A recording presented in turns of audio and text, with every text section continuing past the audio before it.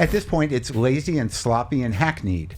To be in a club where, I'm walking down the hall at the comedy club, at the Comedy Store, and, in one room, someone's doing their bit about trans people, and then I get down the hall and there's someone on stage going, well, I guess I got to do my bit about trans people. Like, no, you don't. You don't. It's hack now. I mean, you guys got the freedom you wanted. You can now say whatever you want.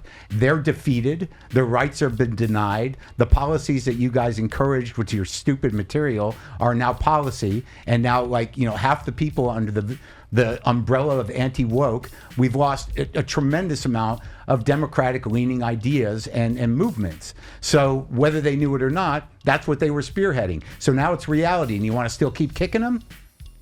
Go ahead. I don't know that the comedians have had that much power. Are you out of your mind? No, I'm being serious. Joe Rogan. I'm not going to. No, go ahead. Go ahead. You can't separate. Like, if the movement is like, we're being censored. No, you're not.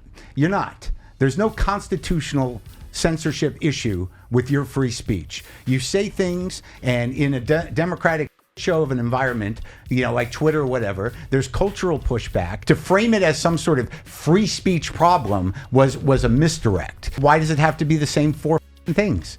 It's like they talk about the same shit, and I don't know a better definition of hack. To say this man is going on a legendary podcast run to promote his new comedy special is actually insulting, because Marc Maron has been in the game for years. It's just straight up about representation in marginalized communities, vulnerable people, and it's like we don't have to break it all down, but and I know it was never just about the words, but ultimately these guys were marks for the right-wing propaganda machine and absorbed by their agenda and spearheaded what was in their eyes, I talk about in the special, this ability to say words they wanted to say, but they used anti-woke to dismantle all progressive policy for everybody. Yeah. So it's partially on them, and I can't separate it. Whether they were willing collaborators or just grifting for themselves. I mean, it's like them, And now you have comics. The other shift too with the right wing political comics is that there's a blurring of the line of comic and commentator or influencer. The right wing has opened up the sort of expanded the minds of fairly shallow people into believing that they can debate, that they have a point of view, and that it's based in this very slippery slope of evolving bullshit that gets them worked up. Because, as he discussed with the Majority Report's Sam Cedar, he's seen how political comedy has not only evolved, but in turn, its mainstreamness within the right wing. They thought that their fight was really about free speech, which wasn't on a constitutional basis.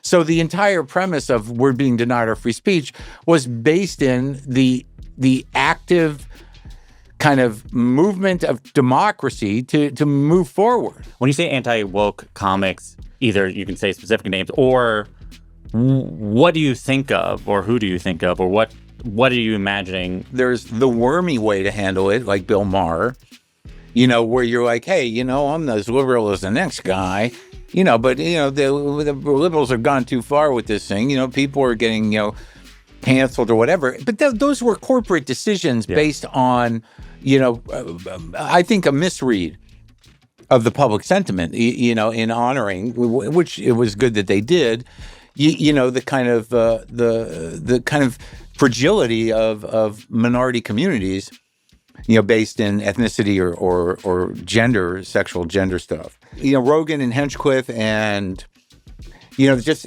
a lot of these people just locked into this anti-woke thing. But now, the government, which is for all practical, good intents and purposes, is an authoritarian government, and we have a fairly dominant fascistic culture. Yeah. So they're using the same language, which is anti-woke, to dismantle all progressive institutions. And, whether you like it or not, or whether that's not what you signed up for, you tied yourself to that horse. But this is the reality, is that, democracy was squashed because of, the policy now of using anti-woke to dismantle the liberal democratic state is something you didn't shut up about. Vulture's Catherine Van Arendonk wrote, his impression of Theo Von interviewing Hitler gets much of its punch from sounding alarmingly plausible, and it allows Maron to shade in some of his favorite themes on the possibilities and failures of comedians when standing up to authoritarian politics. The anti-woke flank of the new fascism is being driven almost exclusively by comics, my peers.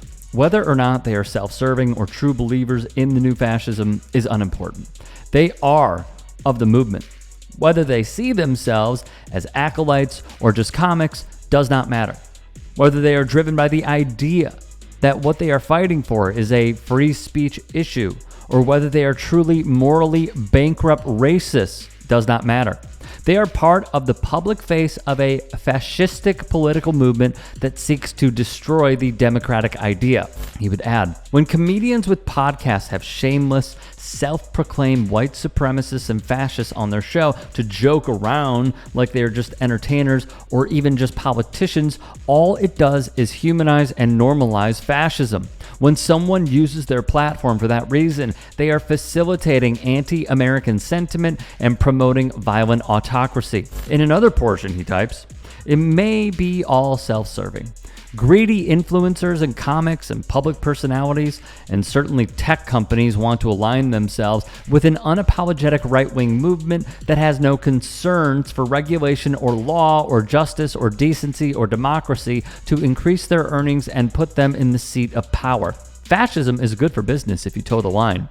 Popular podcasts became tribal and divisive years ago. Now they may be in the position to become part of the media oligarchy under the new anti-democratic government. W. Kamau Bell had another take on his Substack. I'm old enough to remember the East Coast versus West Coast rappers beef of the 90s. This feels like that. But instead of the beef being about who's more gangster, the fascistic comedians versus non-fascist comedians beef is about who is more democratic. He'd later print, Maron is the perfect person to take on the Trump medians and the entire Rogan sphere. No one can question Mark's comedy bona fides. Maron is also perfect for the job of taking these Trump medians to task because they can't accuse him of being woke. Maron's act has always been created in the space of the comedy club, where toes are not always carefully considered before they are stepped on. Hey, I appreciate you watching. Now, if you can, please do become a channel member by going to youtube.com/tytsports and clicking the join button. If that's too much for you, you can just go to tyt.com/join to become a member. It helps all of us out here at the Young Turks and keeps our network afloat. In addition, you could follow me on my socials on Twitter, Instagram, and TikTok. Appreciate the love. Have a great day.